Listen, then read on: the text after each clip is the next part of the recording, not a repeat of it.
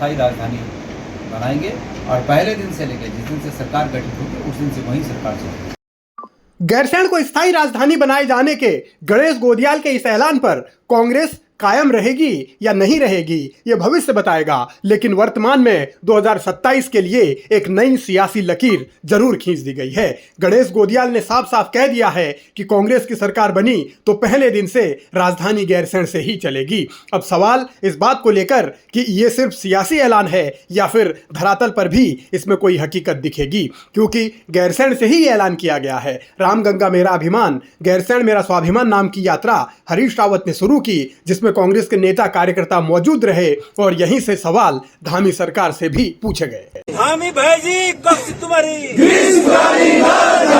धामी भाईजी कक्ष तुम्हारी, धामी भाईजी कक्ष तुम्हारी।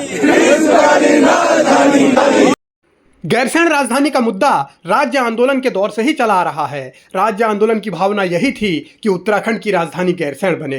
राज्य अलग बना लेकिन गैरसैंण राजधानी नहीं बनी, राजधानी देहरादून बनी, वो भी अस्थायी। अब ग्रीष्मकालीन राजधानी गैरसैंण को घोषित जरूर किया गया है, लेकिन लड़ाई इस बात को लेकर है कि स्थायी राजधानी गैरसैंण हो। अब इसी बात को लेकर सियासत एक बार फिर नई दिशा की तरफ चल पड़ी है, नई रफ्तार के साथ चल पड़ी है और कांग्रेस की ओर से ये कहा गया है कि गैरसैंण को हम स्थायी राजधानी बनाएंगे।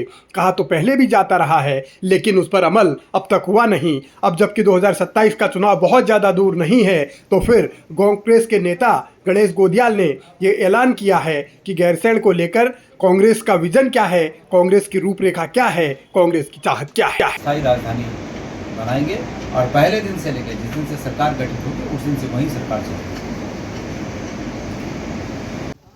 गोदियाल की इन बातों से यह तो साफ है कि कांग्रेस 2027 में गैरसैंण स्थायी राजधानी का मुद्दा प्रमुखता से उठाएगी और इसके जरिए फायदा कितना मिलेगा ये वक्त बताएगा।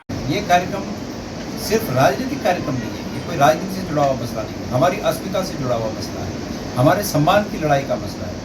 और इस सम्मान की लड़ाई को भी जिस प्रकार से राष्ट्र प्रेम में राष्ट्र के लिए लड़ा जाता है, उसी प्रकार से इस राज्य के प्रेम में हम गैरसैंण के लिए लड़ेंगे।